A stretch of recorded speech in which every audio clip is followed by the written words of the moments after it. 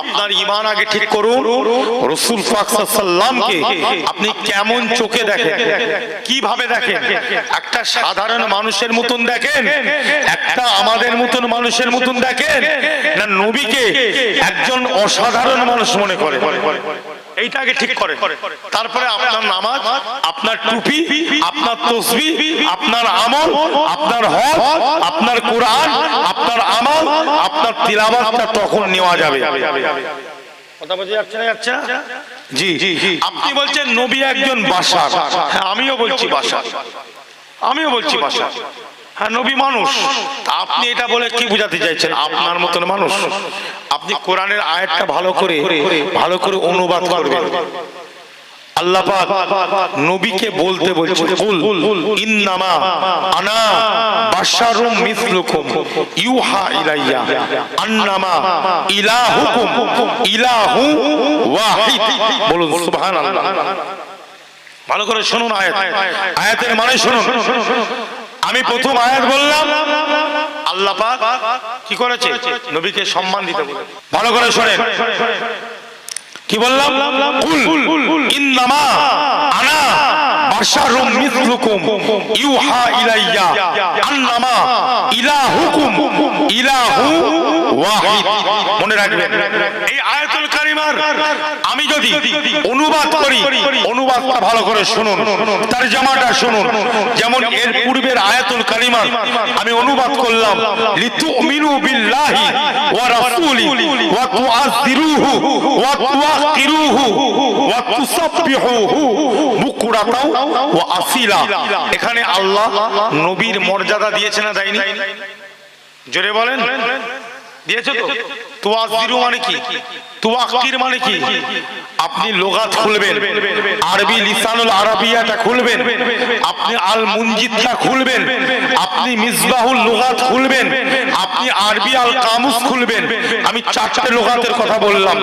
তুওয়াক্কিরু মানে হচ্ছে তুম লোগ क्या करो, নবী আম্বিয়াও নবী का तौकीर करो। বলুন না সুবহানাল্লাহ। তৌকির মানে সম্মান করো, ইজ্জত দাও, সম্মান দাও। কথা ঠিক না? সম্মান দিতে বলেছে না বলেনি? জি। আল্লাহ বলেছেন তোমরা সালাম দাও, তোমরা নবীর প্রতি সালাম পড়ো। সালাম পড়তে বলেছে। কেউ শুয়েও পড়তে পারে, কেউ বসেও পড়তে পারে, কেউ দাঁড়িয়েও পড়তে পারে। It is his personal matter. Who are you? আপনি ফতোয়া দেওয়ার কে? আপনি ফতোয়া দেওয়ার কে যে দাঁড়িয়ে পড়া যাবে না? কথা বোঝা যাচ্ছে না? যাচ্ছে। হ্যাঁ, আল্লাহ বলেছেন সালাম পড়তে। কে বসে পড়বে, কে দাঁড়িয়ে পড়বে সেটা তার ব্যাপার। আমার দাদা পীর, আপনাদের দাদা পীর আব্দুল হক মুহাদ্দিস দেহলভী, দেওবন্দীদের পীর হাজী ইমদাদুল্লাহ হুজুর, এনারা দাঁড়িয়ে পড়তে পছন্দ করতেন। জোরে বলুন। কার পীর বললাম? দেওবন্দীদের পীর। কার পীর? আবার বলছি কার পীর? শোনেন লোকটা কে ছিল একটু শুনে নেবেন ভালো করে। কার নাম বলছি? যে সে লোক নয়, হাজী ইমদাদুল্লাহ মুহাজির মাক্কি। কার পীর ছিল জানেন? আশরাফ আলী থানভীর পীর ছিল। কার? জোরে বলেন। যে কাসিম নানতুবির পীর ছিল, রশিদ আহমদ গাঙ্গুইর পীর ছিল। ওই হাজী ইমদাদুল্লাহ তার একটি কিতাবের মধ্যে লিখছে, ফয়সলাই হাফতি মাসালা বলে একটি কিতাব।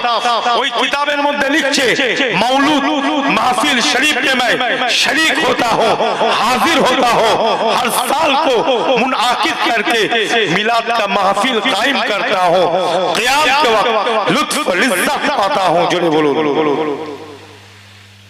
কথা বোঝা যাচ্ছে না? যাচ্ছে না? জি। লুৎফ লিজ্জাত পাতা হো। তাহলে হাজী ইমদাদুল্লাহ বলছেন আমি প্রত্যেকটা মিলাদের মাহফিলে উপস্থিত হয়ে থাকি। শুধু তাই নয়, আমি নিজে একটা নির্দিষ্ট বছরে নির্দিষ্ট একটা ডেট তৈরি করে আমি মৌলুদুন নবী দিয়ে থাকি। জোরে বলুন, জোরে বলেন।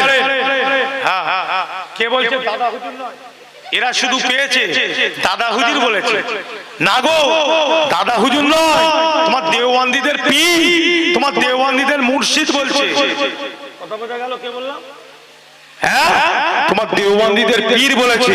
এই কথাটা যেটা বলছি, নাম বলে দিচ্ছি কিতাবে, বইটা পড়ে নেবে, যদি পড়তে জানো তো পড়ে নেবে। ফাইসালাই হাফতি মাসালা, জি সেই কিতাবের মধ্যে লিখছে। কথা বোঝা যাচ্ছে? শুধু তাই নয়, উনি বলছেন আমি তো এটা করি, আর যখন নবীর নামে সালাম পড়ি আমি কিয়াম অবস্থায় পড়ি, কিয়াম মানে দাঁড়ানো, আমি অনেক মজা পাই। জোরে বলো। তাহলে বেদাতটা আগে তাকে বলো, কাকে? যারা বলছে দাঁড়িয়ে সালাম পড়া বিদাত, আমি বলছি হারাম বলো, বিদাত বলো, শিরিক বলো, আগে হাজী ইমদাদুল্লাহকে বলার দরকার আছে না নাই? দাদা হুজুর তো পরে, আগে তোমার পীরকে বলো, আগে রশিদ আহমেদ গাঙ্গুহির পীরকে বলো, আগে কাসেম নানুতুবির পীরকে বলো যে ওনাদের পীর হারাম কাজ করে গেছে। কথা ঠিক না? কথা কিছু বুঝতে পারছেন না? পাচ্ছেন না? কিছু বোঝা যাচ্ছে? আগে তাকে হারাম বলো। খবরদার ফুরফুরার মুরিদকে, ফুরফুরার কোন পীরকে হারাম বলবে না, আগে তাদেরকে হারাম বলো। কথা ঠিক না? কথা বোঝা যাচ্ছে? জি, অত সহজ নয়, অত সহজ নয়। কি মনে করেছো দলিল আমাদের কাছে নাই মনে করছে নাকি? হারাম বলে চলে যাবে? আগে তোমার পীর হারাম হয়ে গেছে, হাজী ইমদাদুল্লাহ।